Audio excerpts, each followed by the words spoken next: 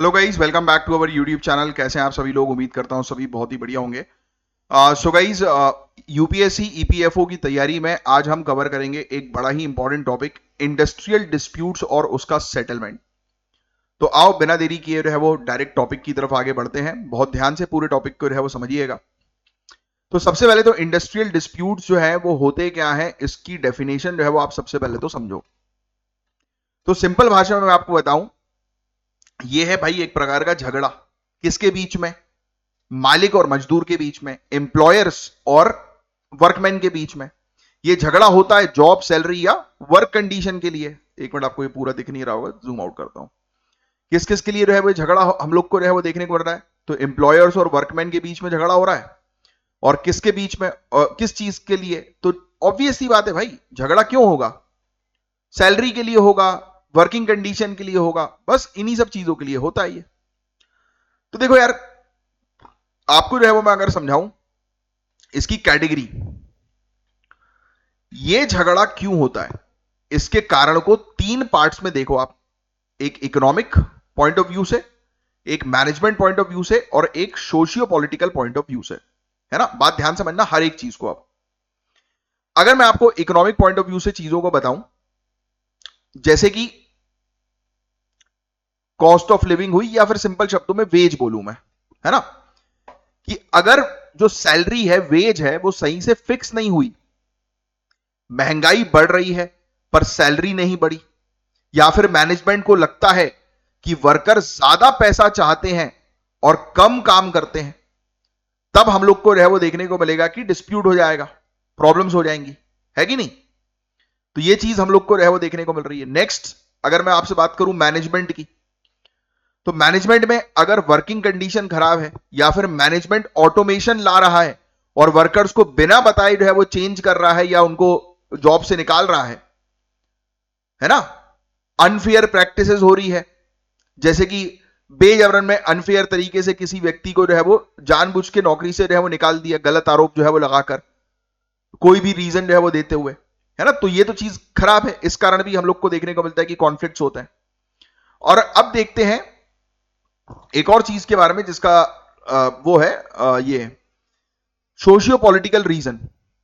कई बार हम लोग को जो है वो देखने को मिलता है कि यूनियन, ट्रेड यूनियन जो है, अगर उसके रिलेशन मैनेजमेंट के साथ सही नहीं है, पॉलिटिक्स जो बोलते हैं ना, जिसको हम लोग कंपनी के अंदर जो पॉलिटिक्स खेली जाती है, राइट, तो भी ये झगड़े हो जाते हैं। आप एक ही कंपनी के अंदर देखना, आपको कॉर्पोरेट सेक्टर के अंदर जो बोलते हैं ना कि पॉलिटिक्स बहुत चल रही है यार, कॉर्पोरेट सेक्टर के अंदर मैनेजर जो है उसका एक फेवरेट एम्प्लॉई है, बाकी दूसरों पे तो वो ध्यान ही नहीं दे रहा। इस कारण भी हम लोग को जो है वो बहुत इश्यूज देखने को मिलते हैं। अलग अलग ग्रुप्स जो होते हैं यूनियंस के, उनके बीच में राइवलरी हो जाती है, कोई प्रॉपर लीडर नहीं होता, जिसके कारण से हम लोग को देखने को मिलता है कि डिसिप्लिन जो है वो प्रॉपर तरीके से फॉलो नहीं होता। है ना? जितने भी लेबर के लीडर्स होते हैं वो अपने सेल्फ इंटरेस्ट को जो है वो देखते हैं, वर्कर्स के इंटरेस्ट को नहीं देखते। तो ये सब चीजें भी हम लोग को देखने को मिलती हैं। तो ये जो चीज हमने देखी, तो ये हमने एक जनरल सा आइडिया ले लिया कि भाई ये कारण होता है मेन, जिसके कारण से इंडस्ट्रीज के अंदर माहौल खराब होता है, डिस्प्यूट होता है। अब देखो, अब देखते हैं हम लोग की फॉर्म्स ऑफ डिस्प्यूट्स। ये भी हम लोग को जो है वो तीन एक फॉर्म जो है वो देखने को मिलते हैं। एक होता है स्ट्राइक, एक होता है लॉकआउट, और तीसरा जो होता है वो होता है घेराव। यस, एग्जैक्टली, घेराव। है ना? अब सुनो मेरी बात बहुत ध्यान से। स्ट्राइक का मतलब साफ है, जब वर्कर जो है वो एक साथ काम बंद कर दें, जैसे कि एक जगह पर बैठ जाएं, है ना। बट लेकिन याद रखना, गो स्लो और work to rule technically strike नहीं मानी जाती। ये चीज बहुत इंपॉर्टेंट है। गो स्लो या फिर वर्क टू रूल, ये बेसिकली स्ट्राइक जो है वो नहीं है। मतलब फॉर एग्जांपल, कई बार हम, स्ट्राइक का मतलब कि लोगों ने काम छोड़ दिया, काम नहीं कर रहे, पेन डाउन कर दिया कि नहीं अब हम बेसिकली पेन नहीं उठाएंगे, हम काम करेंगे नहीं, बैठे रहेंगे, उसको बोलते हैं एग्जैक्टली स्ट्राइक। इसको नहीं बोलेंगे अगर वर्कर ने जो है वो काम बहुत धीरे कर रहे हैं, यानी कि कंप्यूटर के सामने बैठे हुए हैं बट काम हो नहीं रहा है, तो that is not called strike. काम हो रहा है बट धीरे हो रहा है, that is not called strike. है ना? वो बैठ गए हैं कंप्यूटर चालू करके, लॉग इन करके, और धीरे धीरे उनको एक काम दिया तो उसको घंटों में जो है वो फिनिश कर रहे हैं, दैट इज नॉट स्ट्राइक। या फिर वो अपनी मनमर्जी के मालिक जो है वो बन गए, उनको काम जो है वो कुछ और दिया है, वो कर कुछ और रहे हैं, तो that is not strike. Strike का मतलब काम बंद कर देना। तो ये इसकी स्ट्राइक की डेफिनेशन होती है। अब हम बात करें लॉकआउट की।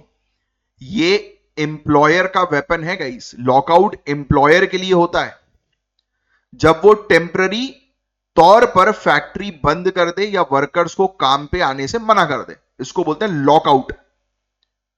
कि बेटा अब तुम काम पे कल से मत आना, तो इसको बोलेंगे लॉकआउट। या फिर कंपनी बंद हो गई, वर्कर बाहर खड़े हुए बेचारे बोल रहे हैं अरे हमें काम करने, ये एम्प्लॉयर का होता है।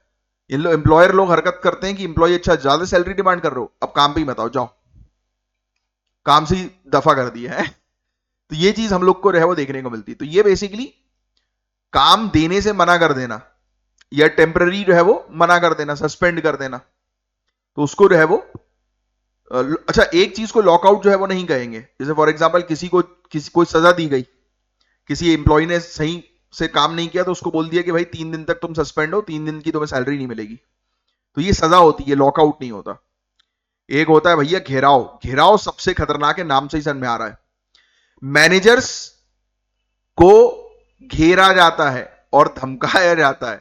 एम्प्लॉय मिलकर मैनेजर को बोलते हैं बेटा इतनी पिटाई करेंगे ना, कूटेंगे अगर हमसे बदतमीजी की तो ये बेसिकली फिजिकल इनसर्कलमेंट होता है और क्रिमिनल माइंडसेट से मैनेजर को जो है वो फोर्स किया जाता है कि डिमांड एक्सेप्ट कर, नहीं तो बहुत पिटाई होगी तेरी। तो ये गेम है। तो ये बेसिकली इलीगल होता है, ये बेसिकली क्रिमिनल कॉन्स्पिरेसी के अंदर भी आता है, आईपीसी के आर्टिकल और वो आईपीसी के सेक्शन 120A के तहत, है ना। तो ये चीज भी थोड़ी सी आपको समझना जरूरी है। तो इलीगल स्ट्राइक लॉकआउट के रूल्स, अगर आप पब्लिक यूटिलिटी सर्विस में हैं तो नोटिस दिए बिना स्ट्राइक करना इलीगल है। फॉर एग्जांपल अगर आप डॉक्टर हैं या सिविल सर्वेंट हैं और आप जो है वो स्ट्राइक कर देंगे तो ऑब्वियस सी बात है कि पब्लिक की सर्विस सेवा में आप हो और वो सेवा करने से इनकार कर रहे हो, हैं जिसके लिए आपने जो है वो एग्जाम क्वालिफाई किया और शपथ ली कि हाँ भाई आप जन सेवा करोगे, और मना कर देते हो तो फिर इलीगल कैटेगरी में जो है वो आ जाता है। पता है आपको, ये चीज भी ध्यान में रखिएगा, ठीक है। अब कई बार होता है आपको वर्कर्स को इलीगल स्ट्राइक के लिए 1 महीने तक जेल या 50 रुपए फाइन होता है। ये चाहो तो आप जो है वो ये पेनाल्टी लिखा भी हुआ है यहां पर। वैसे तो इलीगल एक्शन के लिए पेनाल्टी होती है 1 महीने तक की जेल या 50 रुपए का फाइन या दोनों। एम्प्लॉयर को इलीगल लॉकआउट के लिए 1 महीने की जेल या 1000 रुपए का फाइन होता है। अगर एम्प्लॉयर इलीगल तरीके से लॉकआउट कर दे या वर्कर्स इलीगल तरीके से स्ट्राइक कर दें तो उस पर भी कार्रवाई हो सकती है। ये चीज आपको पता होनी चाहिए, है ना, ये चीज जरूरी है, ये चीज आपके एग्जामिनेशन में पूछी जाएगी, ठीक है।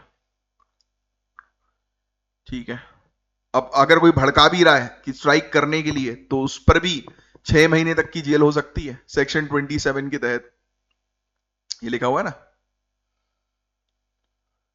तो और 1000 रुपए तक का फाइन भी हम लोग को देखने को मिलता है सेक्शन 27 भड़काने के लिए, इंस्टिगेशन ऑफ इलीगल एक्शन, ठीक है। अब सुनो, डिस्प्यूट सेटलमेंट की मशीन को अब हम लोग समझेंगे। देखो दो मेन रास्ते हैं, एक होता है वॉलंटरी और दूसरा होता है स्टैच्यूटरी, यानी कि कानूनी तौर का रास्ता। बात समझिएगा, देखो वॉलंटरी में 3 इंपॉर्टेंट पॉइंट्स हैं। कोड ऑफ डिसिप्लिन, ये बहुत इंपॉर्टेंट कोड है, ध्यान में रखिएगा, 1958, क्योंकि यहां से क्वेश्चन उठा के आपसे पूछेंगे। फिर ट्राइपर्टाइट मशीनरी एक होती है, और फिर एक होता है वर्कर्स पार्टिसिपेशन एंड मैनेजमेंट। तो इन 3 चीजों के बारे में अभी हम लोग एक एक करके समझने की कोशिश करते हैं। तो कोड ऑफ डिसिप्लिन 1958, मैं आपको जो है वो क्या चीज बता रहा हूं कि ऐसे तरीके जिसके थ्रू हम लोग जो है वो डिस्प्यूट्स को सेटल करते हैं, विवाद को जो है वो सेटल करते हैं, है ना। ये बेसिकली मॉरल सैंक्शन के ऊपर बेस्ड है, कोई लीगल पनिशमेंट नहीं है। इसका मोटो है नो स्ट्राइक या नो लॉकआउट विदाउट नोटिस, यानी कि आप जो है वो नोटिस देकर स्ट्राइक या लॉकआउट कर सकते हो, बिना नोटिस के आप स्ट्राइक या लॉकआउट नहीं करोगे। तो ये मॉरल सैंक्शन होता है, कोई इसमें लीगल पेनाल्टी जो है वो नहीं दी जाती, है ना। तो ये कोड ऑफ डिसिप्लिन है, यानी कि ये इसमें आता है, मतलब आप कह सकते हो कि लीगल रूट के थ्रू आता है, क्योंकि कोड बन गया ये, है ना, कि भाई आपको अगर स्ट्राइक करनी है तो नोटिस दे दो, उसके बाद आप स्ट्राइक करो। दूसरा, क्योंकि वर्कर जो है वो काम बंद करने से पहले बोलते हैं ना कि भाई हम काम बंद कर देंगे, और एक फॉर्मल नोटिस देते हैं यूनियन के थ्रू। और उसका रीजन बता दें कि क्यों काम बंद कर रहे हैं, फिर तो चीजें ठीक जो है वो चलेंगी। तो ये कोड के तहत आ जाएगा। दूसरा हम लोग को देखने को मिलता है डिस्प्यूट्स को अगर आपको रिजॉल्व करना है, एक होती है ट्राइपार्टाइट मशीनरी, जैसे ILC, Indian labour conference, ILC, जिसमें सरकार, एम्प्लॉयर और वर्कर्स तीनों की रिप्रेजेंटेटिव होते हैं और मिलकर इस प्रॉब्लम को बैठकर रिजॉल्व करते हैं, राइट। एक टेबल होती है, टेबल में तीन लोग जो है वो बैठते हैं, सरकार बैठती है, एम्प्लॉयर बैठता है, एम्प्लॉय बैठते हैं और मिलकर जो है वो इस प्रॉब्लम को जो है वो रिजॉल्व करते हैं। तो उसको बोलते हैं ट्राइपार्टाइट मशीनरी। तीसरा हम लोग को जो है वो देखने को मिलता है कि workers participation in management, workers को डिसीजन मेकिंग में इन्वॉल्व करो, जैसे वर्क्स कमिटी जो है वो बना दो, है ना। तो ये चीज भी जो होती है वो प्रॉब्लम को रिजॉल्व कर देती है। तो ये वॉलंटरी है, मतलब ये खुद से जो है वो लोग आए स्वेच्छा से और इस तरीके की चीजों को करते हुए आप प्रॉब्लम को रिजॉल्व कर सकते हो। एक होता है स्टैच्यूटरी। अब आ जाएगा भैया प्रॉपर कानून, नाम से ही समझ में आ रहा है स्टैच्यूटरी। सबसे पहले तो इसके अंदर कलेक्टिव बार्गेनिंग होती है, फिर दूसरा होता है कंसिलेशन और तीसरा होता है फिर भैया कार्रवाई, एडजुडिकेशन। बात ध्यान समझिएगा, एक एक करके हम लोग चीजों को समझते हैं। कलेक्टिव बार्गेनिंग ये बेसिकली बाइपार्टाइट प्रोसेस है, जो सिर्फ एम्प्लॉयर और यूनियन आमने सामने बात करके एग्रीमेंट करते हैं और ये एक तरह का पीस ट्रीटी होता है। मतलब ये टू पार्टी होता है बाइपार्टाइट, जिसमें एम्प्लॉयर हो गया, यूनियन हो गया, और ये आपस में बैठकर टेबल पर नेगोशिएशन कर लेते हैं कि हाँ भाई चलो तुम्हारी ये डिमांड है, एक काम करो ये डिमांड ये मत लो, इससे थोड़ा कम वाली ले लो, ऐसे करके यानी कि नेगोशिएट कर लेते हैं, है ना। तो ये कलेक्टिव बार्गेनिंग हो गई, जो बहुत अच्छा टूल होता है रिजॉल्व करने का प्रॉब्लम्स को। नेक्स्ट हम लोग को देखने को मिलता है कंसिलेशन, वेरी इंपॉर्टेंट। और कंसिलेशन और एडजुडिकेशन ये दोनों को एक साथ ही समझने की कोशिश करो, है ना। कंसिलेशन, इसमें पता है क्या होता है कि एक थर्ड पार्टी आती है, कंसिलेशन ऑफिसर होता है, वो दोनों के प्रॉब्लम्स को सुनता है, फिर वो बीच का रास्ता जो है वो देता है, यानी कि मध्यस्थता। एक न्यूट्रल थर्ड पार्टी आता है, एक ऑफिसर होगा या बोर्ड होगा, जिसके सामने बातचीत जो है वो रखी जाएगी, यूनियन अपनी बात रख देगा, एम्प्लॉयर अपनी बात रख देगा, और ये फिर फाइनल डिसीजन कंसिलेशन ऑफिसर जो है वो दे देता है कि हाँ भाई ये इस तरीके से अब कर लो आप। फिर भी अगर चीजें सॉल्व नहीं हो रही हैं तो अब आएगी और हायर अथॉरिटी। अगर सब फेल हो जा रहा है तो एडजुडिकेशन, ये कंपलसरी सेटलमेंट है जिसमें कोर्ट डिसाइड करती है। इसमें 3 टियर सिस्टम है, लेबर कोड, इंडस्ट्रियल ट्राइब्यूनल और नेशनल ट्राइब्यूनल। जैसे हम लोग कोई district court, high court, supreme court होती है ना, इसमें हम लोग को लेबर कोर्ट देखने को मिलती है, फिर इंडस्ट्रियल ट्राइब्यूनल देखने को मिलता है, और फिर एंड में नेशनल ट्राइब्यूनल जो है वो आता है।